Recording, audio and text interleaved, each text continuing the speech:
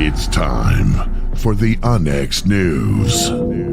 Extraterrestrials, time anomalies, dimensions, remote viewing, UFOs, UAPs, and USOs, ghostly encounters, abductions, Bigfoot, and more. Your end of the week news source for everything unexplained. Here is your host for the Unex News podcast, Margie K.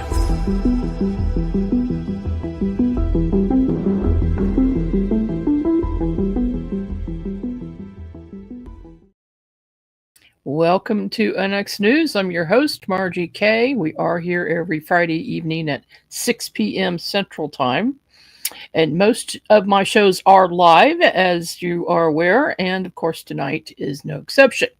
I have a most excellent guest this evening that I think you're going to find fascinating. If you're into the paranormal at all, you're going to want to stay tuned for the entire show. Andy Thomas is one of the UK's best-known researchers and speakers on unexplained phenomena and cover-ups, making these subjects accessible and refreshingly unpolarized. He has given thousands of lectures in Britain and around the world for more than 3 decades. Andy's the author of many books, including his latest title, Strange, one of the broadest assessments on people's everyday paranormal experiences. Andy has made numerous radio and TV appearances over the years. Mainstream spots have included programs on the BBC, ITV, NBC, History Channel, National Geographic, Vice, and Sky. Welcome to the program from the UK, Andy Thomas. Great to be here. Thank you. Well, thank you so much for joining me tonight, and I know it's very late for you where you are right now, so I appreciate you taking the time to join us this evening. You have a new book out. Of course, you've written a number of books, which we will eventually talk about, but let's start with, how did you get interested in the paranormal? So I got drawn in well over 30 years ago now by crop circles and UFOs. And it was really, that kind of thing that made me aware of people who were studying all kinds of other paranormal things. And I realized just from my own experience with crop circles that, the mainstream media didn't discuss them properly. They didn't give the truth about them. It was always one-sided. It was always debunking. And I thought, well, if they're doing that, something like that, they must be doing it to anything deemed paranormal. And of course, Then you start to investigate one branch of the paranormal, and before you know it, you're meeting people who are investigating all of them. And I became fascinated by the whole thing and just wanted to get a good, broad look at it. And before I knew it, there I was giving talks about it, writing books, and my life took a whole different turn to what I ever thought it would. And what type of work were you doing before you got involved in this? So I was very much working in the music world. I was a musician, but I also wrote music for various projects, and then got into PR. So that was the world I was in. And then suddenly along came crop circles and everything that then followed from that. And yeah, it opened doors and made me realize that the world that we live in is actually far more interesting than many people would have us believe. And, my mission, if you like, has always been to show other people that there is something going on here that, we do need to talk about much more. And yet most people shy away from it, or we're told there's nothing there to see and we shouldn't worry about it. But I've discovered there is something to see, and we should not worry about it, but we should be aware of it. And I think really investigate anything that shines a whole new light on the way the universe works. Indeed. And you mentioned that you're a musician. I've found that there are many people who are involved in paranormal investigations, or authors or podcasters who are musicians. And I wonder why that is. Do you have any ideas? Yeah, my guess there would be that it's quite a creative thing to be a musician. And if you're creative, you should be open to new imaginings. And, you are in some way more open to what's around you. And that's certainly true of many of the musicians I've worked with. So yeah, then if you're open to things like the paranormal, of course, you're going to be looking at things. You want that inspiration. You want to create in different ways. And now, I create by writing, and I create by giving presentations and trying to make this whole world of the strange, hence the book title, accessible to people. Because I'm very aware that some people they're a bit afraid to go near it. The media always puts a sort of spooky atmosphere around it, which sometimes they can be, of course, but equally, it can be truly fascinating. It can be beautiful sometimes, the paranormal, and it makes you look again at the way that the whole world that we live in ticks, and just to make people look again at that, I think it's a really important thing to do, especially in this world today where so often you're closed down by skeptics, or you're told just to look at the material world or to look over there and over there, but not here. Whatever we should, of course, be looking there. Right, exactly. Do you find that the world has changed recently and people are more open to discussing paranormal subjects? Yeah, something has given. I mean, I think social media, of course, for all the good and bad of it, what it did do was enable people to share things about experiences that they were having, but that previously there wasn't really an outlet for it. Thought of meeting up with people or, magazines, and suddenly they could exchange, and you found that the unusual experiences that you were having were actually happening to other people as well. So that made a big difference. And of course, now, even if the mainstream still debunks and laughs, you could just put that aside and say, well, what is mainstream anyway? And more people now have the chance to share these ideas in their own way. And so gradually that is having, I think, a wider knock-on effect. I mean, just a good example of that here in England, we got the BBC, of course, which has been in the news of late. But even they, who were very closed to the paranormal for many years, they've started to cover it a little bit more, and there's programs about ghosts and things. And that's really new. And that, I think, that sort of identifies that they realize there is an audience for it, that rather than making fun of them all the time, perhaps they should open up to them and be there more for them, which is a good thing. I don't always like the way they cover it, but at least they are opening those doors. Yes, and there are a lot of good shows coming out of the UK as well. What is your new book Strange about, and why is a book like this needed right now? So, in a way, I've been very lucky because I was asked quite early on when I got involved with the world of investigating the unexplained, to be asked to give presentations. And people found out what I was doing and said, would you come along and talk about it? And before I knew it, without any planning, there I was addressing community audiences who weren't really, specifically targeted at anything unusual, but they just wanted somebody to come along and do something that was a bit out of the ordinary. And therefore, I became exposed to meeting so many just very normal, everyday people. And of course, because they'll see me standing up on a stage talking openly about these things, it opens them up, because a lot of people are afraid to share experiences because they feel somebody will make fun of them, as indeed sometimes that does happen. But when they've seen me being up there and open about it, and they see I've written books about it and whatever, they realize they can share things with me. So over the years, I realized people were telling me incredible stories, and I would then think, well, that's really similar to what I heard over there from that person. And gradually I thought, I need to write this down, because this is such a broad cross-section of the population that, perhaps hasn't been covered before in this way. I need to record what they're saying. So I've been writing down their stories. People have been sharing their stories with me and emailing them to me. And Strange is really an analysis of all of that.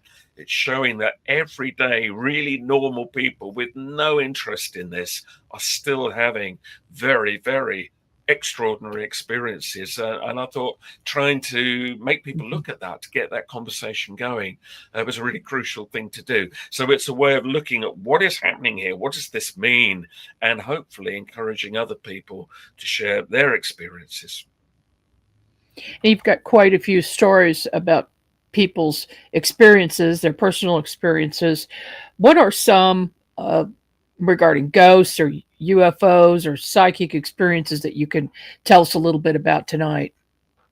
Yes, I mean the book, so it's split into a number of categories, but what you realize as the book goes on is that they actually link together, perhaps more than you might think. So I kind of go Yes. to begin with in order of what people tend to speak about the most, and ghosts would certainly be very much at the top of that list. So many people are having ghost experiences of different kinds. Now, some, it might be an apparition that comes out of nowhere. They'll see somebody walk through a wall.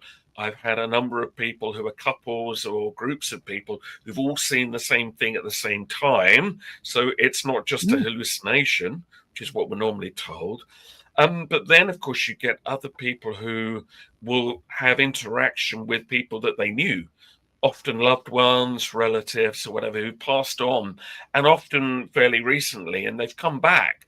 And they've had conversations with the people that are remaining here, and they are extraordinary.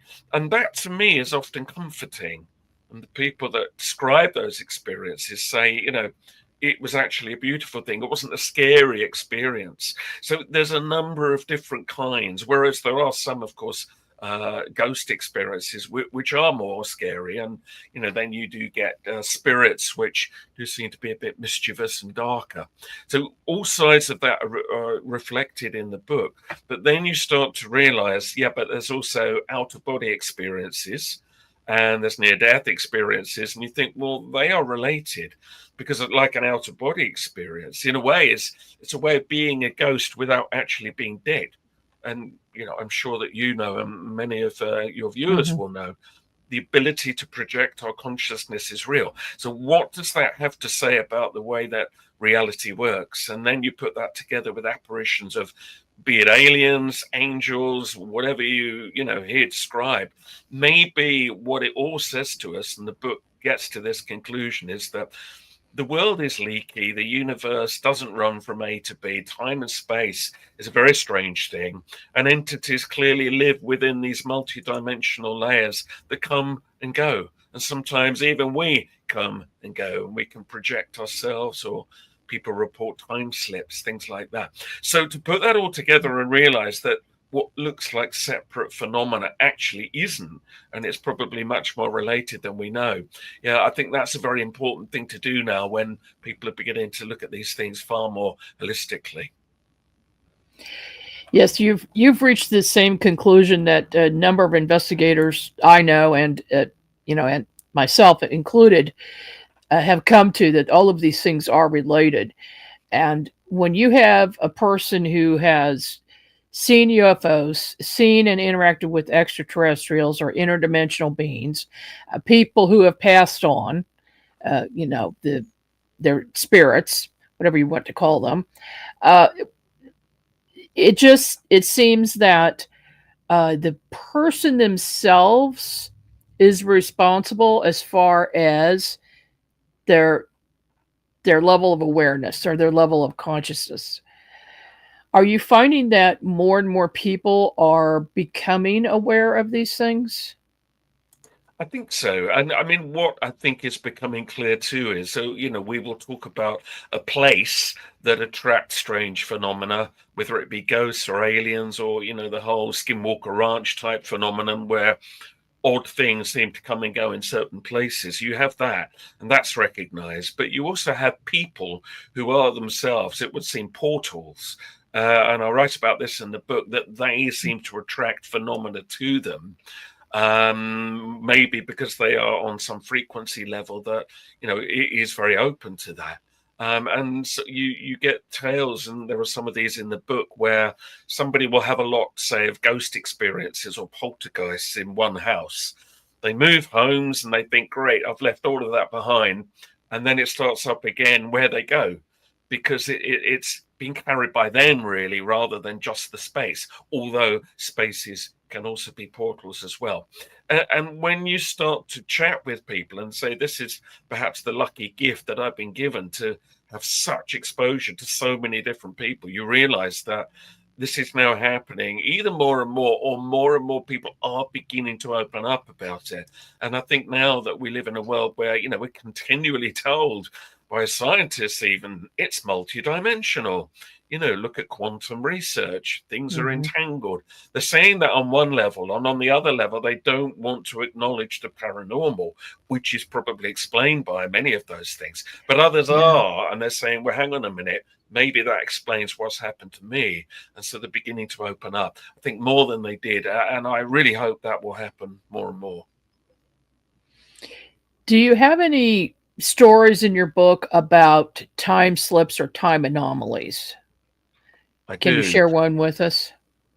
Yes, I mean, so obviously you could argue some ghosts that don't seem to be spirits, but seem to be just performing an action round in a loop. It's almost like you are seeing back through time or even forwards in time sometimes. That's a form of a time slip that you are witnessing from the outside. But yes, there are tales in the book of people who have witnessed it from the inside. Now, I'll give you just one example of that. There was a chap called Tony who I knew well. And sadly no longer in this realm today. He used to drive a van around London. This was several decades ago now. And there was an area he knew, and he just drove down there to make one of his deliveries. When, as he drove and he was looking around, he thought, what's going on? It's like they're filming some old film or something, and people walking around him were in like old dress, like early 1900s, and there were very old cars there, and there were horses going through the streets, and he thought they must be filming something. But then the more he looked, the more he realized what had happened was everything had changed. He had literally somehow gone back through time. And he got this really weird feeling. He wanted to get out of the car and explore it, as you probably would. But he also knew in his core, if he got out of the car, he would be trapped back in that early time. So he had to force himself to just sit there. And then as he watched, it all just faded away and just went back to the normal modern world again around him. And he swore by that. And I've heard other people describing similar things, walking around, and suddenly the environment they're in, it's like they're seeing it as it was, or experiencing it, not just seeing it as it was long ago. So these things do happen. And that's just one good example of that. And again, what it says is that, time and space, it's a leaky phenomenon. It doesn't always work the way that we think. It makes you wonder about all of these missing people all over the world who have just suddenly disappeared. They've left behind all their belongings, and they're just gone. It makes you wonder if they have slipped into a portal of some type, and they're still alive, but they're in a different time. It can't be ruled out. I mean, obviously, sometimes there's darker options as to what's happened to them, but also for those that see strange creatures. So we mentioned Skinwalker Ranch, and a strange creature seemed to come and go there. But then you get sightings of Bigfoot or the Sasquatch or the Yeti or whatever, but nobody can ever seem to find where they live or their lair in any provable way. But maybe we're looking in the wrong dimension.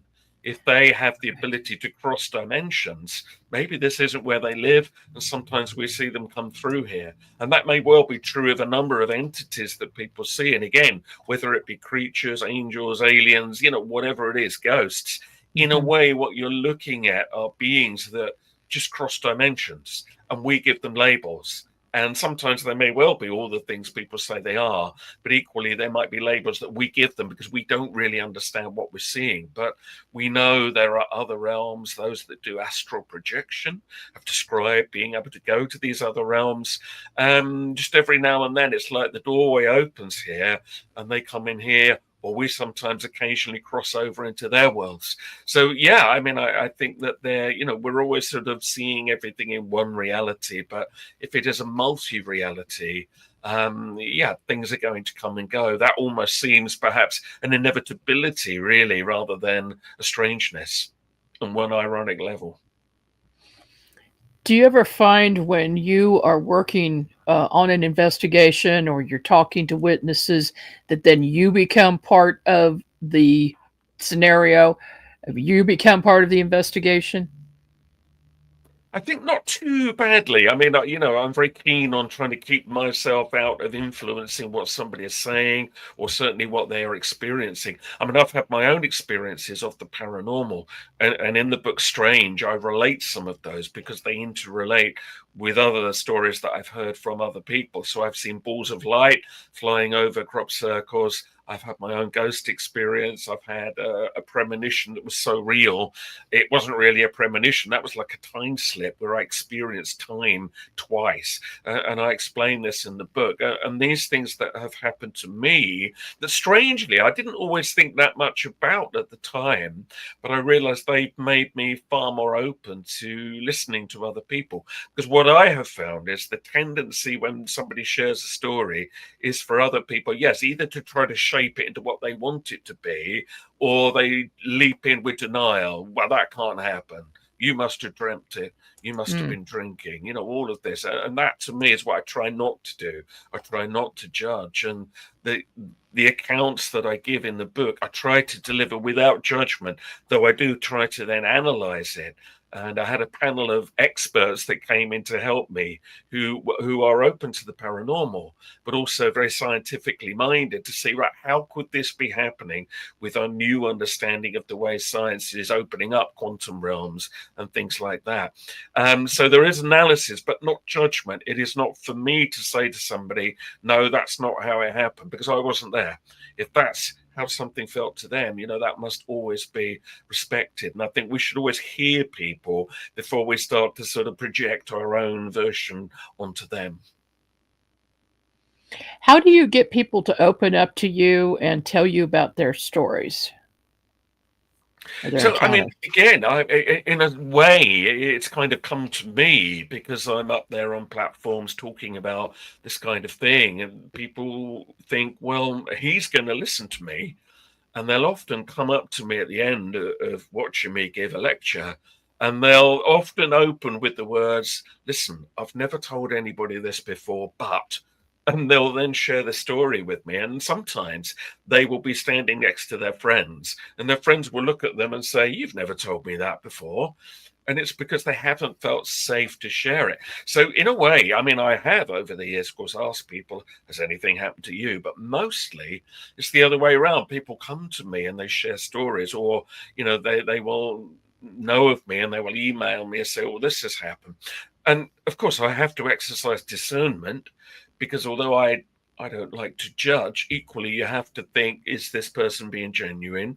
Does this sound like this is coming from an authentic place?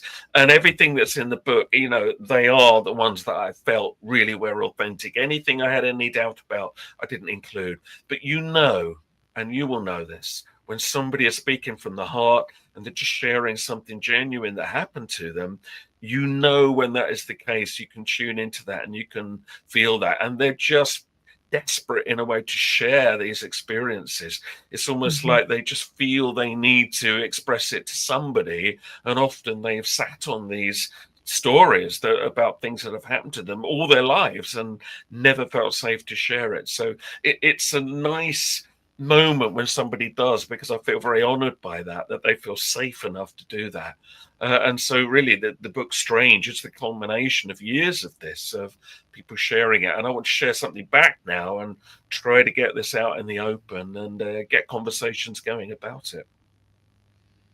You mentioned your scientific panel. Can you tell us who some of the scientists are? So for certain, one of them is Dr. John Cole. I mean, he is a physicist. He was a maths teacher at a very big school here in England for the years. But again, he is also happily, and this is not always the case, but he is open to the supernatural, if you want to call it that, the paranormal and the spiritual. And he will come in and say, well, look, there is a way that this could happen. So he was one good example of that. The other was a chap called Chris Connolly. Chris is a space scientist. He works on space missions here in England, but he is also a medium. And he has to kind of keep that quiet, really, for much of his time in the world that he moves in. But he's found a way to meld them together. And if you look Chris Connolly up, you'll find that he's doing scientific experiments very important ones, I think, to show that mediumship does actually change the brain. It's recordable on instruments, that something is happening, that is not just somebody making something up. There is an actual shift, a change coming in. And he is trying to demonstrate that scientifically, because he knows that if that can be done, it's going to be taken more seriously. And he moves in the world of science. And then the other chap who is involved, who I've worked with for many years on and off, is Michael Barry Reynolds. And he is a statistician. He wants data, he wants facts, he wants numbers, but even he can see there's something going on in certain realms. And, he's a very good person. If you want to understand something as a chart, or say, well, what do you think's going on here? He will analyze it. But again, he won't judge it. He will not debunk it. He'll look at it in the face, as it were, and give you some good feedback. So I thought it was very important that it wasn't just me giving my opinion, that I had some other views in there too. And that's sort of woven in to the narrative of the book. That sounds really good. Sounds very interesting. I ordered my copy today at Amazon, so I will get it later. And but I'm very interested in reading it. We are on a break, and we'll be back right after these messages.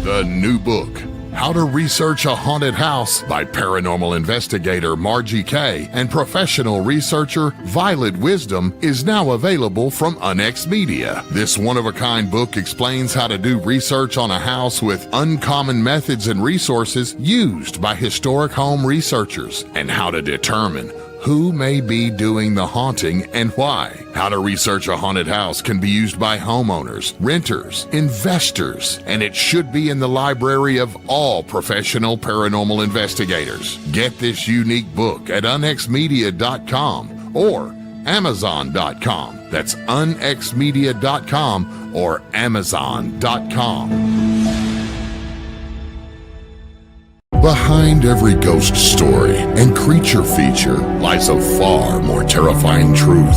The real monsters wear human faces. In the chilling book, All Monsters Are Human, from Derek Smith, 10 Twisted Tales expose the darkest parts of the human soul. From killers hiding in plain sight to obsessions turned deadly, each story invites you to step into a shadowed world where morality unravels, and the only thing more terrifying than what lurks in the dark is who. These aren't just horror stories. They're reflections of ourselves, showing what happens when fear, rage, guilt, and desire take control. Visit unexmedia.com for more information on All Monsters Are Human from Derek Smith.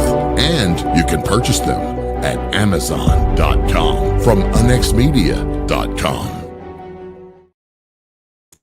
We are back with the next news. I'm your host, Margie Kay, and with me this evening is Andy Thomas. He is an author, and we're talking about his latest book, Strange, at the moment. And I'm going to pull up that picture right now of the book as soon as I can find it. Here we go. Okay. That is a nice cover. And I like the center part where you're kind of looking through a distorted lens. I assume that was well planned. Well, if you look carefully, so there's a fisheye lens, and you've got just normal people walking around either side, and yet manifesting in the middle, when you look closely, is this sort of ghostly figure. Could be a ghost, could be an alien coming from a portal, from a doorway.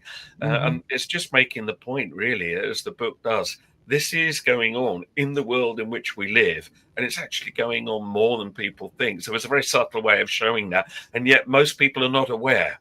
Only sometimes do they suddenly become aware of the strange that walks among us. And the ones that do, it does often change them very profoundly. Oh, yes. I've talked to a number of people who never had anything strange happen to them. And then all of a sudden, boom, like they see a UFO or they see a ghost. And they come to me and say, it's real. It's real because they experienced it. Yes.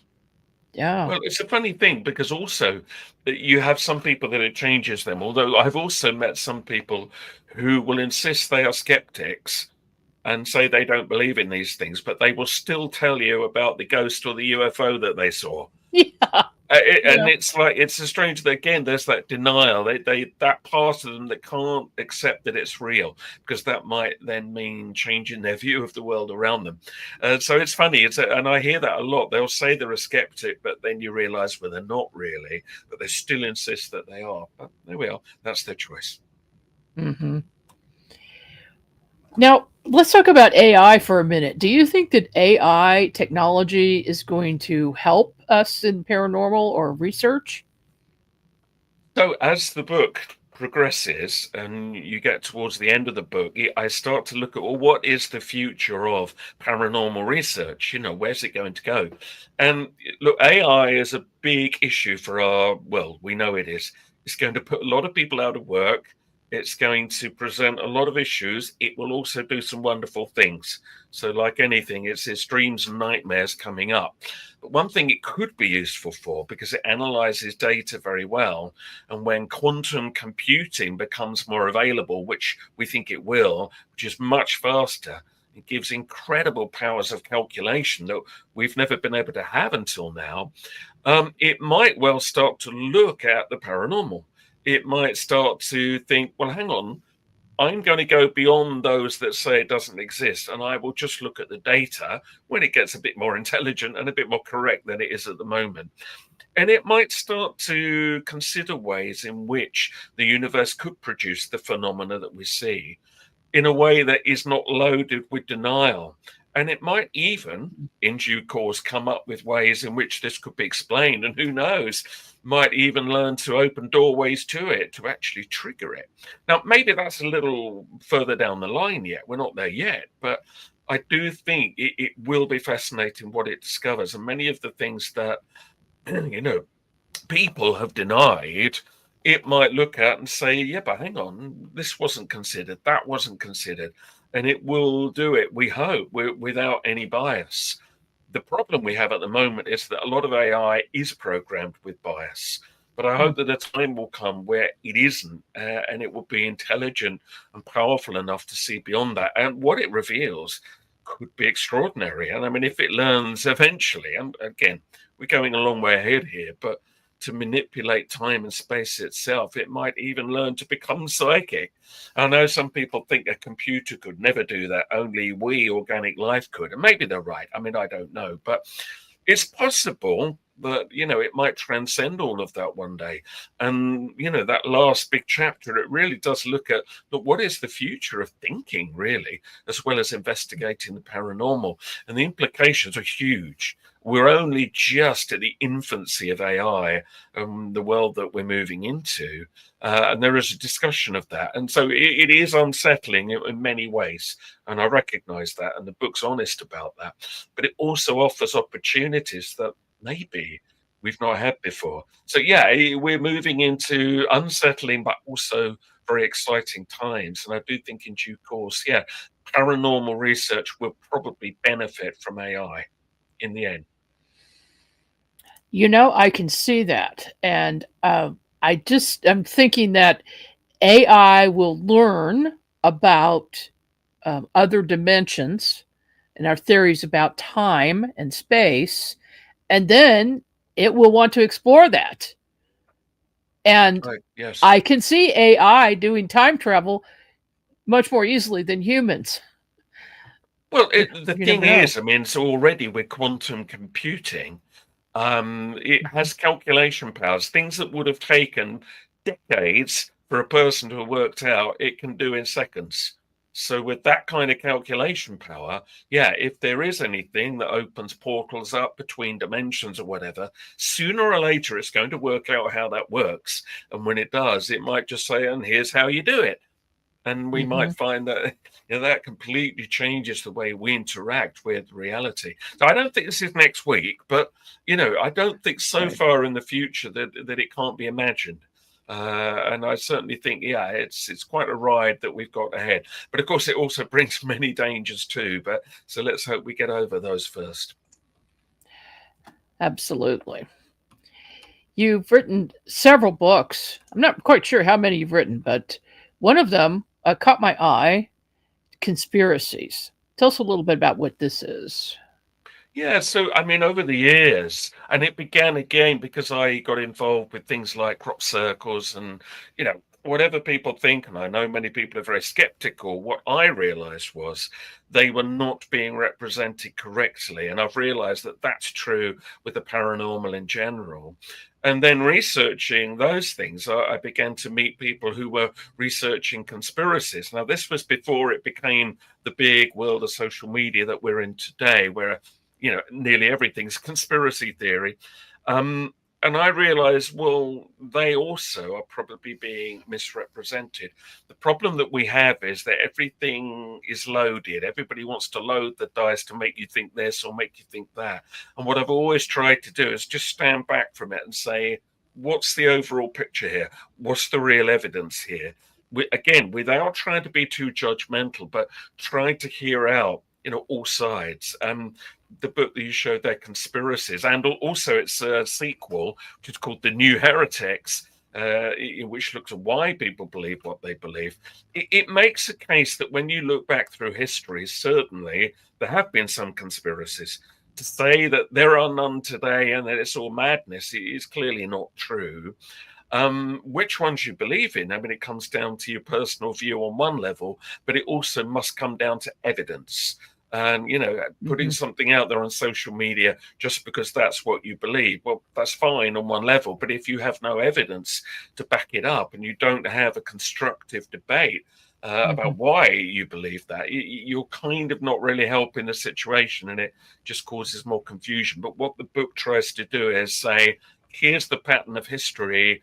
This is where conspiracies have occurred. This clearly is not being accurately represented today. What does this mean? And ultimately, it leaves the reader to make their own minds up.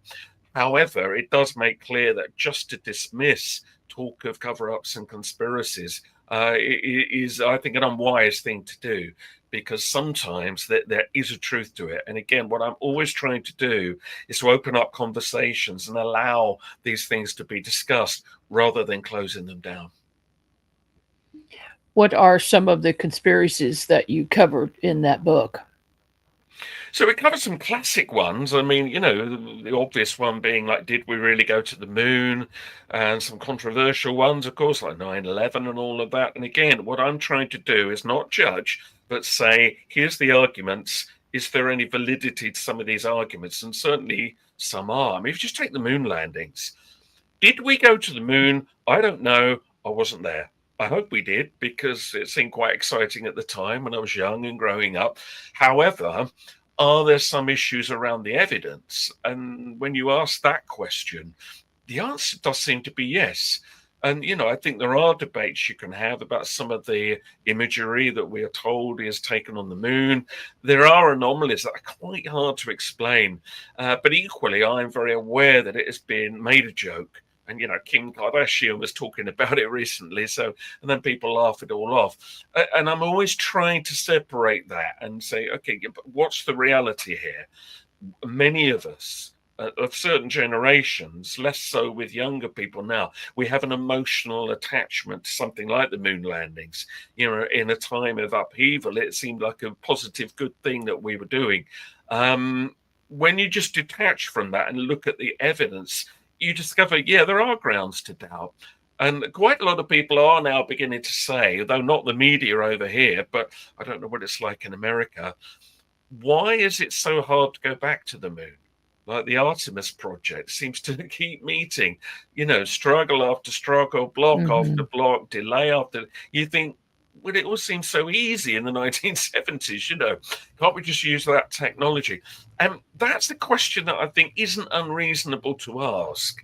And maybe now they're just being a lot more safer than they would have been back then. But it's understandable why some people get a little bit dubious. And I mean, many polls, if you look at what people believe, I mean, some polls have put it that more than 50% of the world doesn't believe the official story about the moon landings. And what that says to me is whether we went or didn't go, that's quite an important thing to acknowledge. Where is that doubt coming from?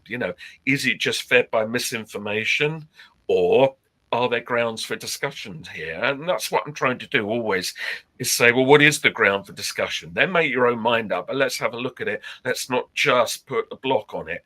And that's what a lot of people try to do in the mainstream. And of course, that doesn't make talk of conspiracies go away. It makes it worse. And those that believe in them will say, they're not representing me correctly. I must be right. And that's why they're trying to stop me, which, of course, in itself is not necessarily a good judgment. But that's the way it works. So it's trying to get around that, because at the moment, polarization, as you know, is one of the big problems of our time. And it is possible to avoid it. It's not fashionable to avoid it. But I think until we do learn to do that, we're not going to get that much further forward, sadly. Yeah, interesting stuff. I can't wait to read that one either.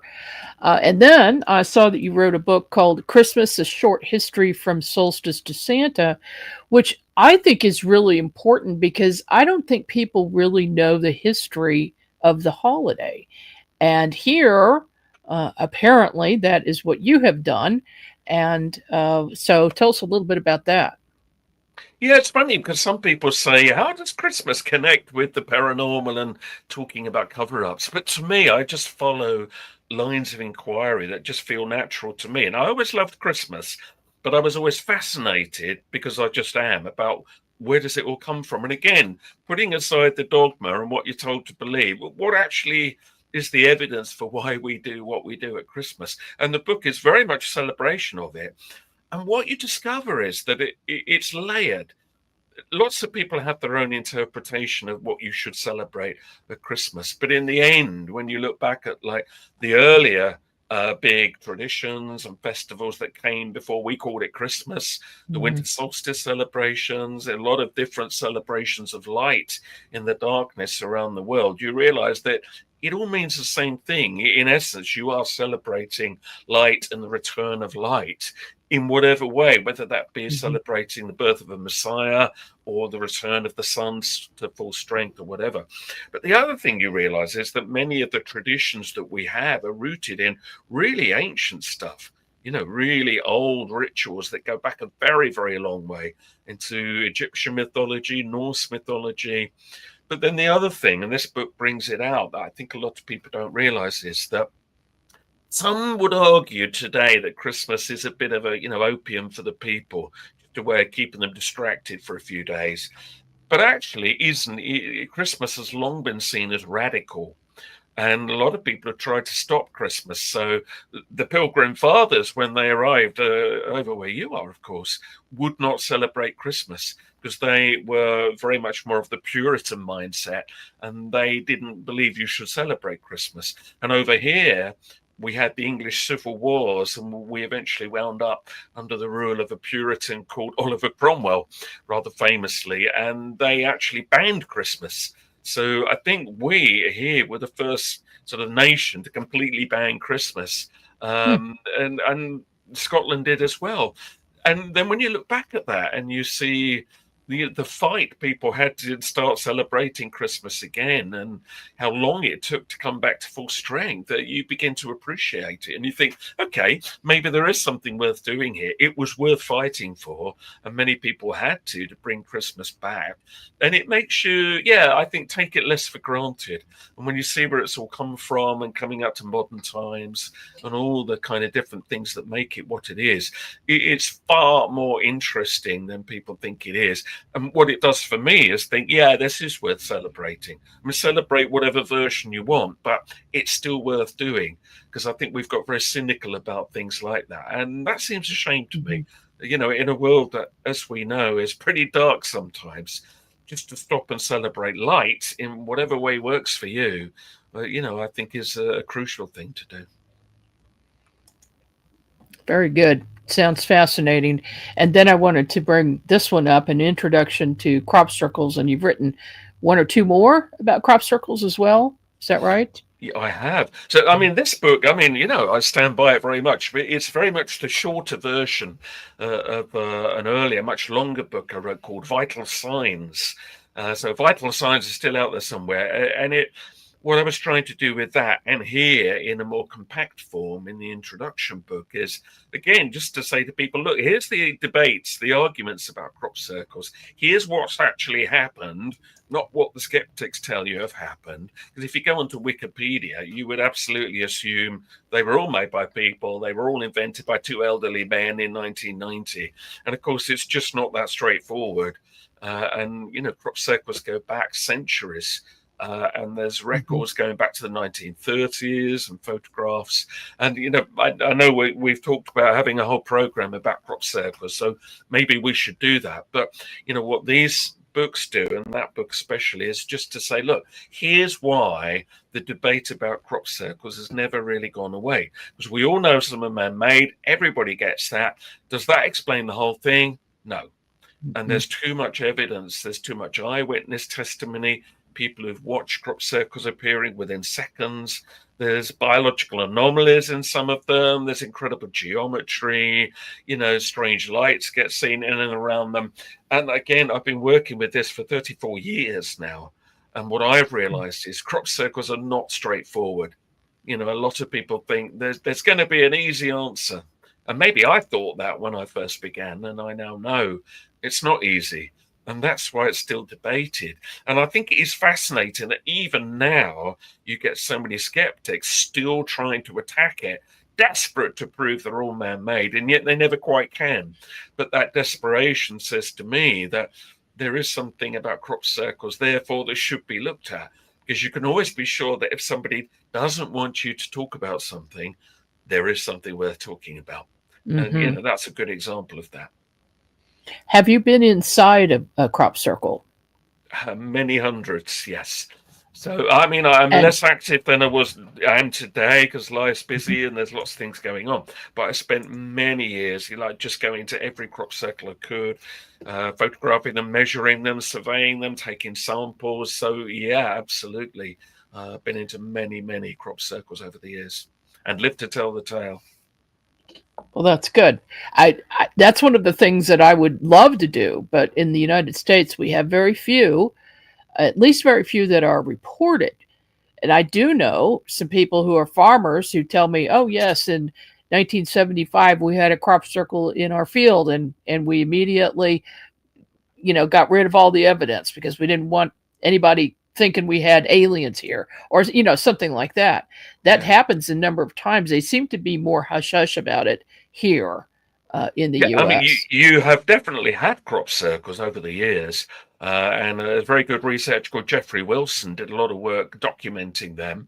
It's certainly been quiet in more recent years. I mean, yeah, it is extraordinary. You have miles and miles of fields and yet not that many crop circles. But I'm sure that, yes, some have just not been reported, and in a very remote area. The last thing a farmer wants is everybody arriving there and damaging their fields. So they just get rid of them as quickly as they can. So I'm sure many more get missed.